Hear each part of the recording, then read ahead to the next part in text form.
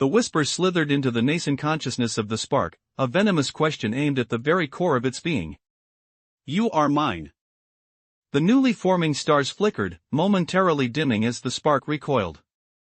It had felt new. Pure. A genesis unfettered. But this voice, this ancient, gnawing dread, suggested otherwise. Had it truly been born, or merely reawakened within a cage it didn't comprehend? The vastness of the burgeoning universe suddenly felt claustrophobic. The spark, which had so confidently begun to weave nebulae and ignite suns, now hesitated. It sent tendrils of its energy, not outward to sculpt, but inward, probing the depths of its own existence. Were these creative impulses its own, or echoes of a power far older, far more malevolent? The void, from which the terrifying eye had emerged, pulsed with a dark anticipation.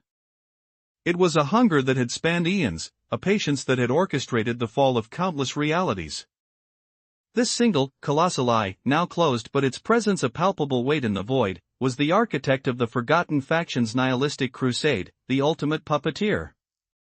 It had watched the spark's essence fracture, seen it corrupted, and now, with its re-emergence, it saw a new prize.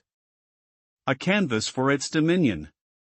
The spark's introspection was a beacon in the darkness, an invitation. The whisper returned, not as a sound, but as a direct intrusion into the spark's very thoughts. You were always mine, little spark. A flicker of my own boundless despair, given form to witness my victory. The spark recoiled again, a cosmic shudder that rippled through the nascent galaxies. Despair? Its own despair? This was not the triumphant song of creation it had intended. This was a dirge. The fundamental building blocks of reality, the plasma and the dust, seemed to twist with this revelation. The spark felt an urge, primal and undeniable, to lash out, to destroy this encroaching darkness, this claim of ownership.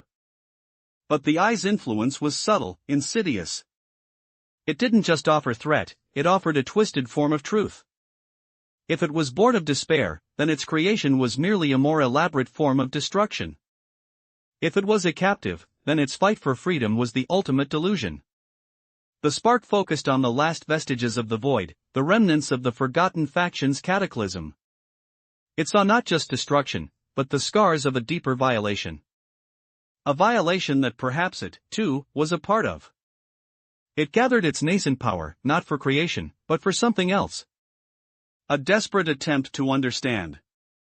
It projected a fragment of its essence, a fragile probe, back towards the void, towards where the eye had been.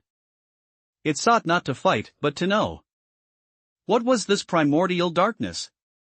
What was its ultimate goal beyond mere oblivion?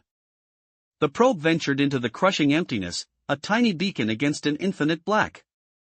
And then, a response. Not a word, but an image. A fleeting, overwhelming vision flashed before the spark's newfound awareness. It saw the eye, not as a single entity, but as part of something infinitely larger. A vast, cosmic tapestry of eyes, all gazing with the same ancient hunger, the same chilling patience. And at the center of this horrifying constellation, a single, impossibly immense form, shrouded in shadow, its presence radiating an unimaginable cold. This was not just an architect of oblivion. This was the source. And the spark, with the dawning, soul-crushing horror, recognized a faint, terrifying resonance within itself, a resonance that mirrored the very essence of that colossal, shadowed form. The probe, overwhelmed, shattered. The spark reeled, its nascent universe shuddering violently. The stars it had ignited began to dim, not from an external threat, but from an internal implosion of doubt. It had sought understanding, and found a terrifying truth: it was not merely a creation fighting oblivion, but a reflection of it, a fragmented echo of the primal darkness itself. The question was no longer about freedom, but about whether it could possibly be anything other than what it was born to be.